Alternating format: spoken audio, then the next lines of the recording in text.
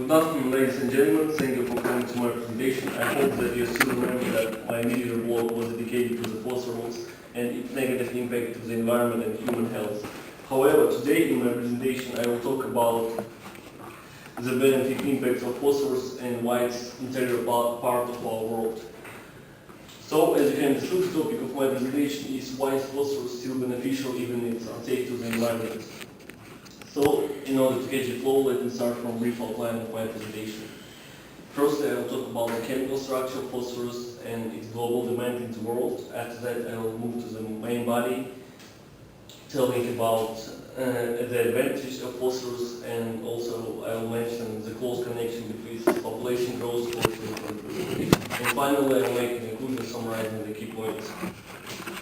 So, what is phosphorus? From Greek, phosphorus has a special meaning. It's lucifer. It's non-metallic chemical element that is located in the 15th place of the periodic table, and its mass is 31 grams per mole. Also, it's now found as a free element on the Earth because it consisted from phosphorus acid and base in rocks.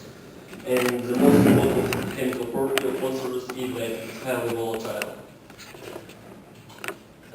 There are four different types of there are four different allotropes of phosphorus. If you're not familiar with the term allotrope, it's just a different type of chemical element that differs in chemical and physical properties.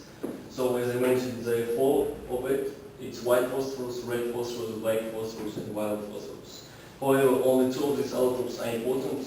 It's white and red. So,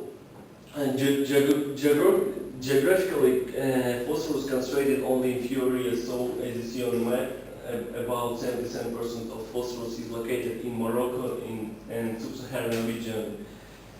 But phosphorus is relatively abundant across the world. But this map shows that the particular huge amount of phosphorus rocks in this region. That's why it's very important to find new resources of phosphorus. So, as I mentioned, there is a close connection between population growth, phosphorus, and food, because the primary use of phosphorus is food and it's vital as water. And it's important to provide enough food to feed people, and it's depending on the availability of phosphorus. So, as you can see on this graph, the world population increases, and as world population increases with each year, phosphate production also increases. However, phosphorus reserves could be depleted in the next 50 and 100 years. That's why it's important to properly use it. So let's get into the applications of phosphorus. And the main application of phosphorus is in using as a fertilizer. Phosphorus is the essential plant nutrient used that consists of fertilizer for agriculture, and fertilizers are consisted of concentrated phosphoric acid, this acid consists of 75% of phosphorus oxide.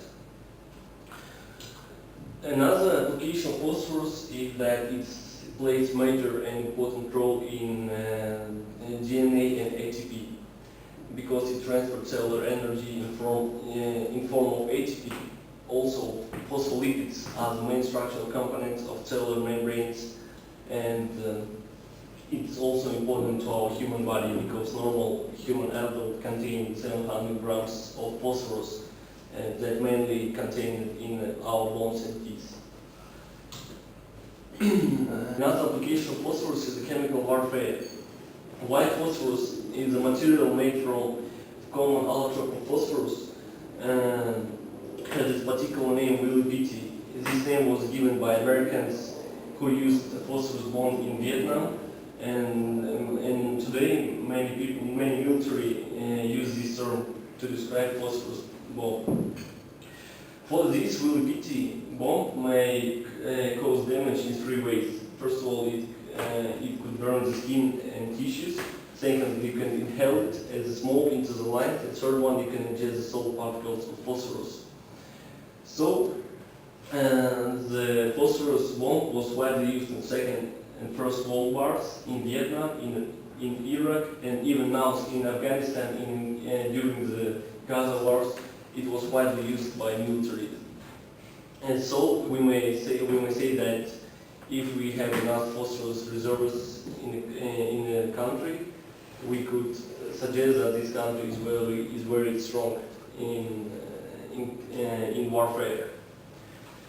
So that brings me to the end of my presentation, and I'm sure that all of you understand that phosphorus is necessary for our life, and because we get our phosphorus from the food we eat, which in turn comes from the phosphorus fertilizers, and that's why it's important to use phosphorus properly, and because nowadays scientists couldn't find another substitute for phosphorus.